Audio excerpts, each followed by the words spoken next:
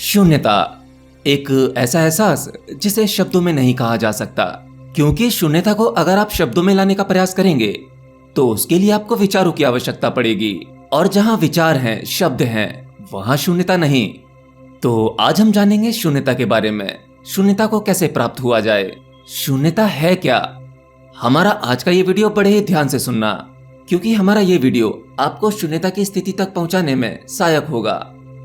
तो सबसे पहले शून्यता का अर्थ समझते हैं। शून्यता की स्थिति वह स्थिति है जहां आपके भीतर कोई विचार नहीं। जहां कोई विचार नहीं है तो वहां इच्छा भी नहीं होगी। मतलब जब आपके भीतर कुछ नहीं हो जाता है, नॉट अ सिंगल थॉट, और उसके प्रति जागृत होना, होश में होना। मतलब ये एक ऐसी स्थिति है जहां पर आपके माइंड की अब्सेंट हो जाती है और आप उस अब्सेंट के साक्षी होते हैं, यानी होश में होते हैं। ये होती है शून्यता की अवस्था। अब आप अपने भीतर की शून्यता को जानने के लिए बहुत इच्छुक होंगे कि आप शून्यता की स्टेज तक कैसे पहुंच सकते हैं। अब जरा गौर से सुनना। आपके जीवन में शायद कभी ऐसा हुआ हो कि कभी कभी आपके मन में कुछ अशुद्ध विचार आने लगते हैं, कुछ नेगेटिव थॉट्स। वो इतने नकारात्मक होते हैं कि वो आपको पूरी तरह से डीमोटिवेट कर देते हैं। ऐसे में इन विचारों से बचने के लिए कुछ लोग कहते हैं कि अगर आपको नेगेटिव विचारों से बचना है तो आपको पॉजिटिव सोचना चाहिए। इससे आपके भीतर शुद्धता बढ़ेगी। लेकिन मैं आपको बता दूं, विचार चाहे नेगेटिव हो या पॉजिटिव हो, विचार किसी भी प्रकार का हो, है तो विचार ही। जब तक आपके भीतर कोई भी विचार हैं, तब तक आप अशुद्ध ही हैं। क्योंकि शुद्ध का मतलब क्या होता है, इतना तो विज्ञान आप भी जानते होंगे। शुद्ध का मतलब जहां कोई भी मिलावट ना हो, ना ही किसी अच्छी चीज की मिलावट और ना ही गलत चीज की मिलावट।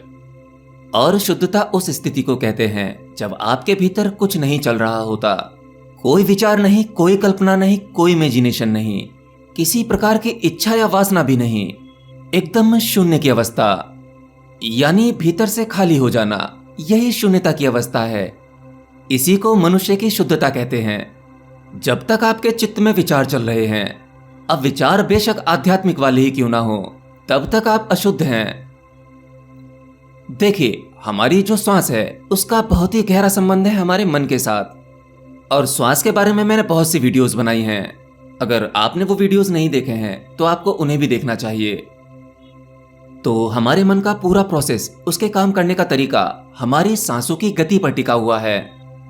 मतलब ये कि जैसे जैसे हमारी सांसें धीमी होती चली जाएंगी, वैसे वैसे हमारा मन भी धीमा होता चला जाता है। मतलब अगर श्वास तेज चलेगी तो आपके मन की गति भी तेज हो जाएगी।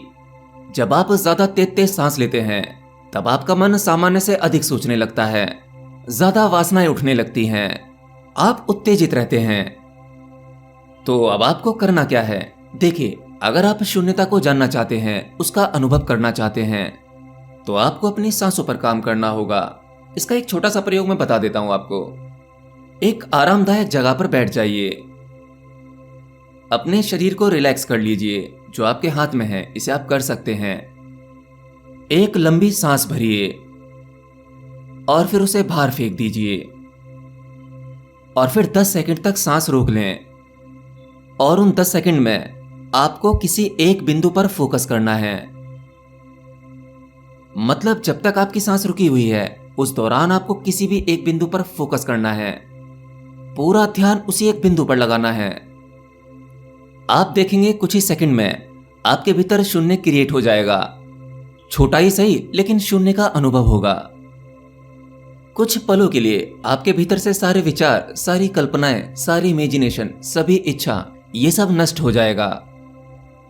आपको इसी शून्यता को होशपूर्वक देखना है, इसको महसूस करना है।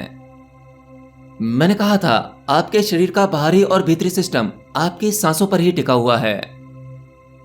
दुनिया की कोई सी भी ध्यान विधि हो जिसके माध्यम से शून्यता का अनुभव किया जा सकता है, उन सभी ध्यान विधियों में सबसे महत्वपूर्ण प्रोसेस जो है वह आपकी श्वास है।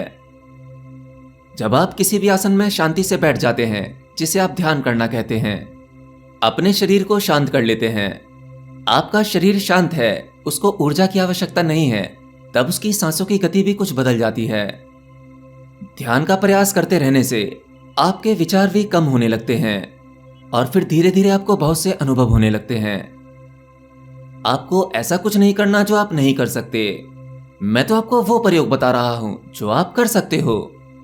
आपको केवल अपने शरीर को शांत करके अपनी सांसों की गति में कुछ बदलाव करने हैं। शुरुआत में सांस गहरी होनी चाहिए, पर वह तेज तेज नहीं होनी चाहिए, धीरे धीरे। स्टार्टिंग में आपको प्रयास करना पड़ सकता है, परंतु धीरे धीरे ये प्राकृतिक अवस्था में हो जाती है। जब आपकी सांस बहुत छोटी सी हो जाती है, बहुत छोटी, बस कुछ ऐसा लगता है जैसे मानो व्यक्ति सांस ले ही नहीं रहा, इस अवस्था में आप समाधि में चले जाते हैं। समाधि और शून्यता दोनों एक ही बात है। दोनों में ही आपके भीतर कुछ नहीं बचता, आप निर्विचार होते हो और उस निर्विचार के प्रति सजग साक्षी होते हो। अपनी शून्यता के प्रति होश को साधना, यह एक सच्चे योगी की पहचान है।